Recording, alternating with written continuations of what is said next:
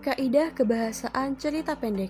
Kaidah kebahasaan cerita pendek terbagi menjadi 5. Penggunaan kata sifat, penggunaan kata keterangan, penggunaan kalimat langsung dan tidak langsung, bahasa tidak baku, dan gaya bahasa.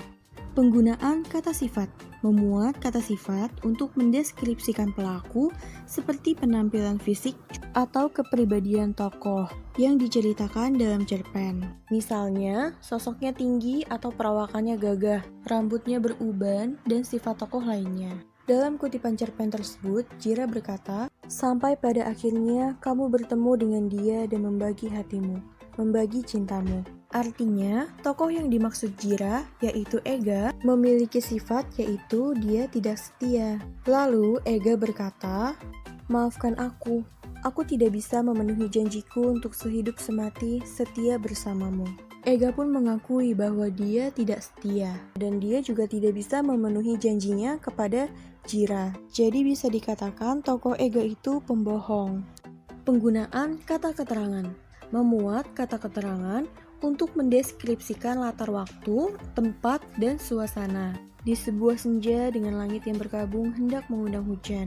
Kutipan tersebut menunjukkan kata keterangan waktu, karena terdapat kata senja, bagian waktu dalam hari atau keadaan setengah gelap setelah matahari terbenam, atau sore menjelang malam. Di tepi danau tak berpenghuni yang sepi dan sunyi.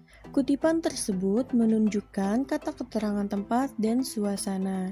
Latar tempatnya itu di tepi danau dan latar suasananya itu sepi dan sunyi.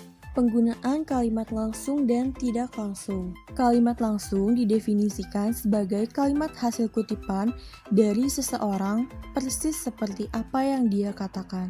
Penulisan kalimat langsung diapit oleh tanda baca petik 2. Lalu, huruf pertama pada kalimat yang dipetik ditulis menggunakan huruf kapital. Untuk memisahkan kalimat petikan dan kalimat pengiring menggunakan tanda baca koma di antara kalimat pengiring dan kalimat petikan. Kalimat tidak langsung merupakan kalimat yang menceritakan kembali isi atau pokok ucapan yang pernah disampaikan seseorang tanpa perlu mengutip keseluruhan kalimatnya. Penulisan kalimat tidak langsung, terdapat perubahan kata ganti orang pada bagian kalimat yang dikutip. Kalau di kalimat langsung menggunakan tanda baca petik 2, sementara di kalimat tidak langsung tidak menggunakan tanda baca petik 2. Contoh, si tokoh Jira mengatakan kepada tokoh Ega, seperti ini kata-katanya. "Kamu harus tahu, Ega, aku ingin kamu tetap berada di sisiku." Lalu si tokoh Ega mengutip kalimat dari tokoh Jira. Bentuk kalimatnya seperti ini. "Dia menyuruhku untuk tetap berada di sisinya."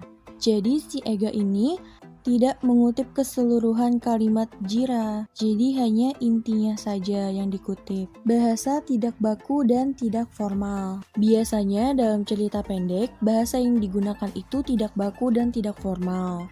Bahasa yang digunakan itu lebih ke dalam bahasa percakapan santai sehari-hari.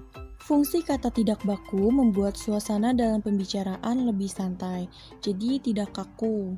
Kalau kita lihat pada contoh kalimat tersebut, kalimat tidak bakunya, "Aku nggak akan pernah menyerah untuk berusaha lupain dia." Sementara jika kita ubah ke dalam bentuk bakunya, "Saya tidak akan pernah menyerah untuk berusaha melupakan dia." Gaya bahasa.